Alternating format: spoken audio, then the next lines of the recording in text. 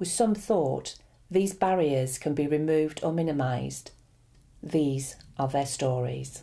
I got diagnosed with MS in 2009, and I've gone from an extremely active lifestyle to one that's very sedentary, really, and I'm now using a wheelchair most of the time. The practicalities of life, such as getting around and doing your shopping and going to your social activities, has been quite interesting. The wheelchair has allowed me a huge amount more freedom, but also motivated me more to get people on side to help me do what I need to do. With the shopping, I go to Booth supermarket in the town and I check in at customer services and they put somebody with me. So I've got a shopping list in my iPhone, they have a shopping basket with them, and we go around the shop and just get everything, whether it's on high shelves, whether it's putting things into bags, and then at the end of the shopping trip we go through the checkout, they put it through and pack it into my rucksack and then put that rucksack onto the back of my wheelchair so we can come away. I recognise that as soon as I've got the wheelchair, I couldn't put the basket on my knee and fill it and reach everything on the shelves and reach things on high shelves because I was in a wheelchair. It was simple as that, really. So I just asked them and they had no problems, they were helping me. They're pressing the button to have somebody come to help me as soon as I've come through the door before I've even asked. So it works extremely well. The smaller shops where it's much more personal because you're dealing with the person who owns the shop, that has been incredibly good as well, really.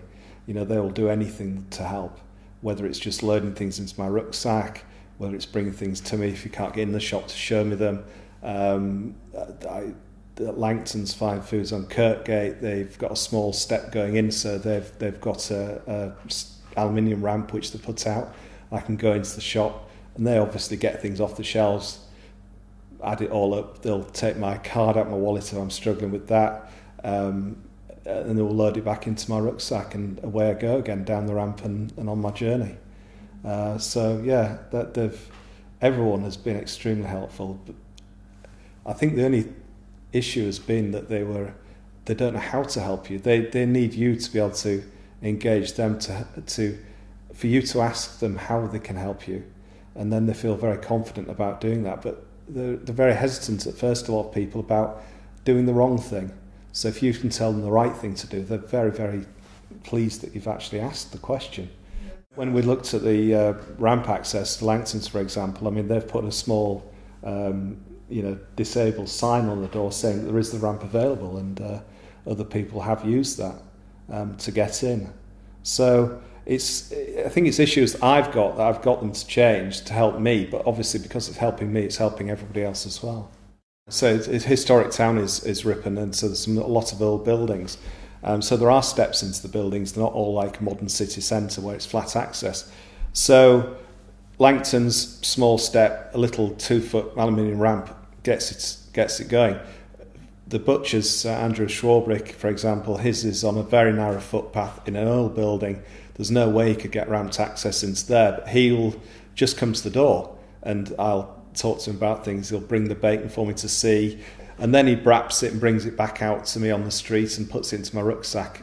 And also what he does now, he charges me on a monthly basis. So I only have one monthly bill to pay, and I pay that on my iPhone on a funds transfer basis. So I don't have to mess about with money and change in my wallet and every time I go to see him. The cathedral, I think their front door was £350,000 and it's got automatic opening doors, which is great. But so you go really for the full spectrum from the cathedral with the money they've spent down to Andrew just coming to help me. He'll even cross the road onto the other side of the street if I can't get down the narrow footpath.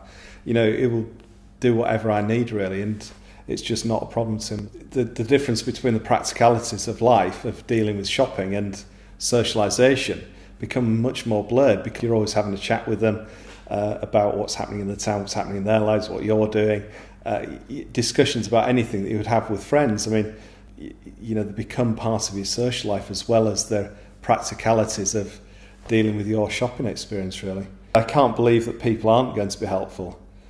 I just assume they're going to be helpful, and if they're a bit shy and a bit standoffish, then they just need engaging a bit more to give them the confidence to help you.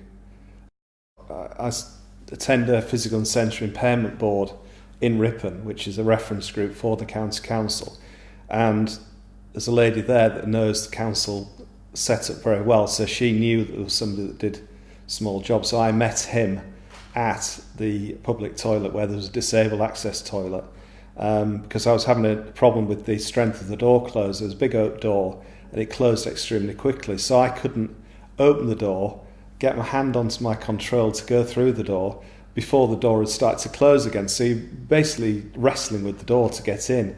And I met him down there. He tried to adjust it. It obviously had water ingress and it couldn't be adjusted.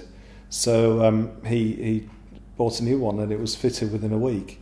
And now there is a slow door closer, which makes it very, very easy to access there, which is great when you need to go. You need to go. And if you're being delayed because you can't get in, it's not good news.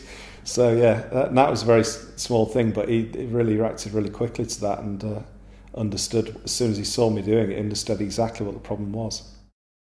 When I first went to the PSI meetings, it was very difficult to see how this was going to make any difference because the decision making was so slow. I just thought it's going to be really difficult to do that.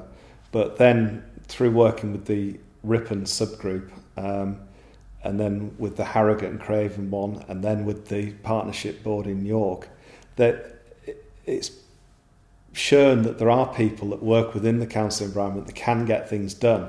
And with, for example, that the door closer on the public toilet, very small thing, but we've managed to do that.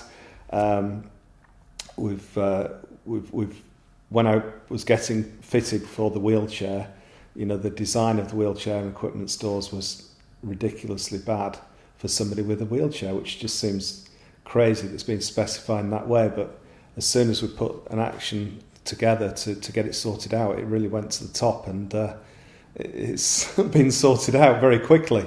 I think they were quite embarrassed by how bad a job they'd done initially by specifying it. So there are things that happen extremely quickly when they need to do. And I think what I've found is that you might have perceived to have a very small voice in a very big organisation, but you can make a difference. And I think it's hugely important that a big spectrum of people across any sort of access disability, whether it's blindness, partially sighted, whether it's deafness, whether it's like me on a wheelchair, there are all sorts of obstacles that people have to accessing buildings, to accessing services. And really through these reference groups, it's your opportunity to have your story heard and for people to understand how they can help you. For a number of years now, we've been invited to sit on the board as a partner.